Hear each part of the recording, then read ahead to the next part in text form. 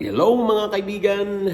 Good morning, good morning, good morning! At nandito naman nga tayo para maghatid sa inyo ng mga tips, mga ideas, impormasyon at kaalaman patungkol po dito sa bansang Lithuania. At kumusta po kayo? Dahil ngayon lang naman tayo nakapag-vlog, makapaghatid sa inyo ng mga ideas, information at kaalaman dito po sa bansang Lithuania. No?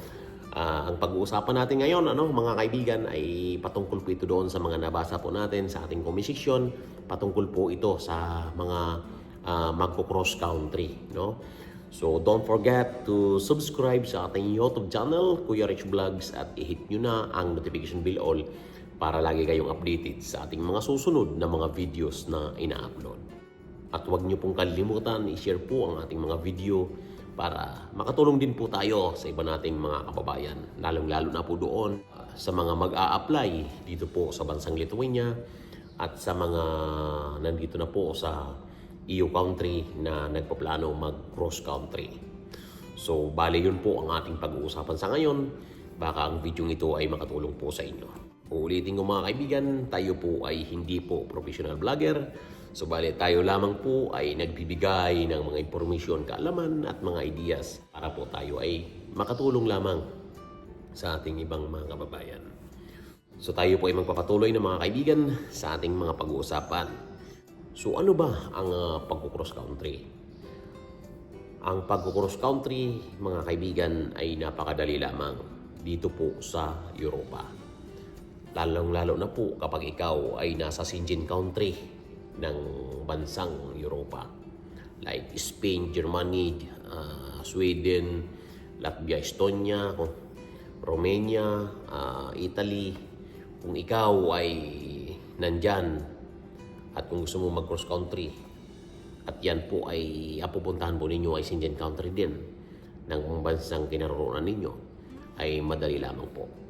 Subalit, pinapaalala ko po sa inyo mga kaibigan, kung okay naman po kayo dyan sa kasalukuyang company po ninyo na pinapasukan, ay wag nyo na pong gawin na kayo po ay mag-cross country.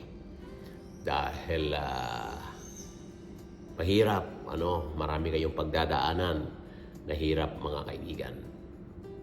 Subalit, kung ikaw ay ang pupuntahan mong bansa, ang iyong pag-cross countryhan ay may company ka na doon na siguradong papapasukan, ay wala pong problema yon, no? So okay po yon, wala pong problema yon.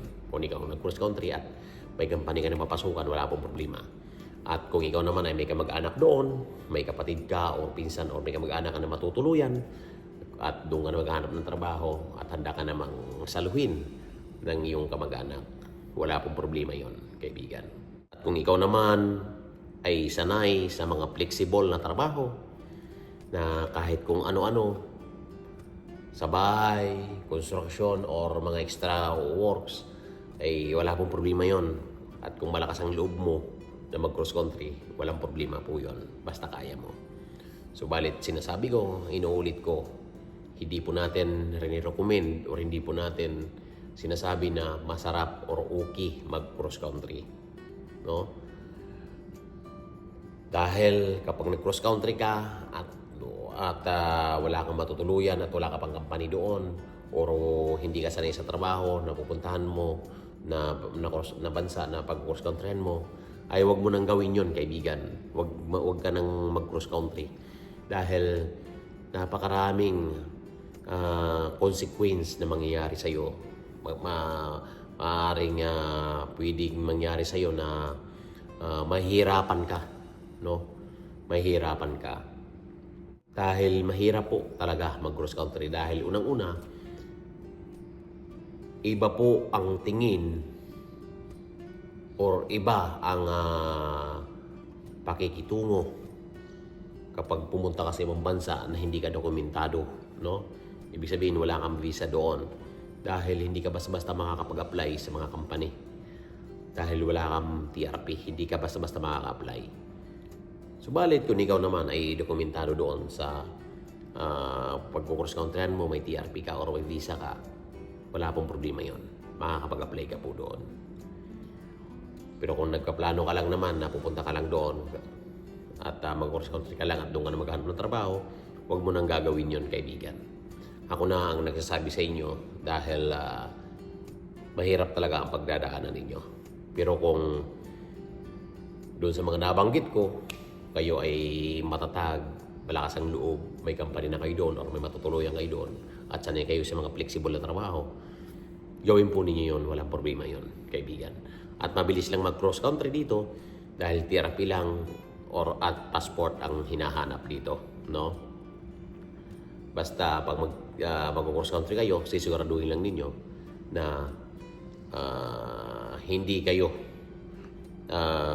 mahuli, no? Kasi pag nahuli kayo ng deport agad kayo, uwi agad kayo sa Pilipinas, no? Kaya ingat kayo kung sakaling gagawin po ninyo yun. Pero hindi po natin rin-recommend yung ganon, no? Wala namang problema kasi decision po ninyo yun. Pero sinasabi ko sa inyo yung mga consequence. At doon, no, kung tayo po ay mag-cross country, doon po sa bansang inalisan po ninyo ay ma-blacklist na po kayo doon. Hindi na po kayo makakabalik doon dahil mapaban na kayo doon, no? So, mahirap pagka may record ka sa isang bansa. Kung dumaan tayo sa legal process na sa pag-cross country po natin, ay makakapag-resign po tayo, makakapagpaalam po tayo doon sa bansang doon sa kampaning aalisan natin, makakapagpaalam po tayo ng maayos. At papayagan naman tayo ng company po natin kung tayo po ay qualified na pwede na mag cross country or pwede nang lumipat ng employer or ng bansa.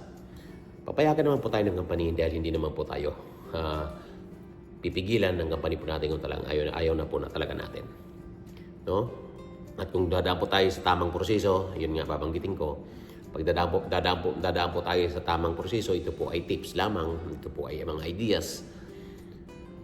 Ang gagawin po natin, kung bawa may na-applyan po tayo, example sa ibang Schengen country ng kasalukuyang bansang pinaroonan natin, ang gagawin po natin ay pupunta po tayo doon para mag-apply ng visa. Sasabihan naman po tayo ng company or ng agent po natin.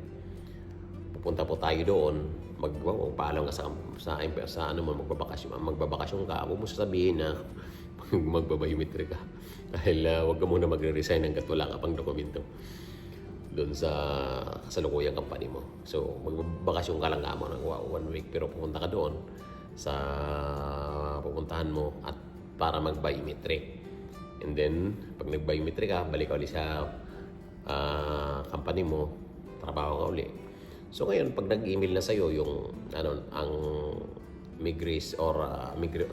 immigration ng balilipatan mo na na-produce na yung TRP mo, so alam ka na sa employer mo para sabi mag-resign ka na, so papayagan ka naman ng employer mo at pupunta ka na doon sa bansang pupuntahan mo kung saan bansa yung pag-cross countryan mo. Dahil pagdating mo doon, kukunin mo na yung visa mo, dokumentado ka na at papasok ka na doon sa employer mo na bago. Yun ang mga legal procedure, no? Dahil mas maganda kung hindi po tayo maban doon sa ating bansang aalisan. Kaya dapat maayos po ang ating pag-alis or pag-cross country. So yun, mga kaibigan, nawa naging maliwanag sa inyo. Medyo kung naguluhan kayo doon sa mga sinabi ko, no? Dahil nakakantok na. Galing pa tayo pang gabi, mga kaibigan. Kumbaga, napag-usapan lang natin ngayon or na-topic lang po natin para maging aware doon sa iba nating mga kababayan na mag-cross country. So kung may hindi kayo naliwanagan at kung may katanungan kayo, mag-comment lang kayo dyan sa ating comment section dahil sumasagot po ako, no? Sumasagot po ako at yun nga, kasalukuyang nandito po tayo ngayon sa bansang Lithuania ay handa po tayo, no? Handa po tayo na sumagot sa mga tanong po ninyo. So, yun lamang mga kaibigan. Salamat sa lahat. So, nawa ay nakatulong sa inyo ang video po natin. So, huwag po tayo mawalan ng pag-asa. Patuloy po tayo na mangarap at patuloy po natin gawin para tayo po ay makamit natin ang tagumpay. So, yun lamang mga kaibigan. Salamat sa lahat. God bless. And don't forget to subscribe uli sa ating YouTube channel. Bye-bye po. God bless.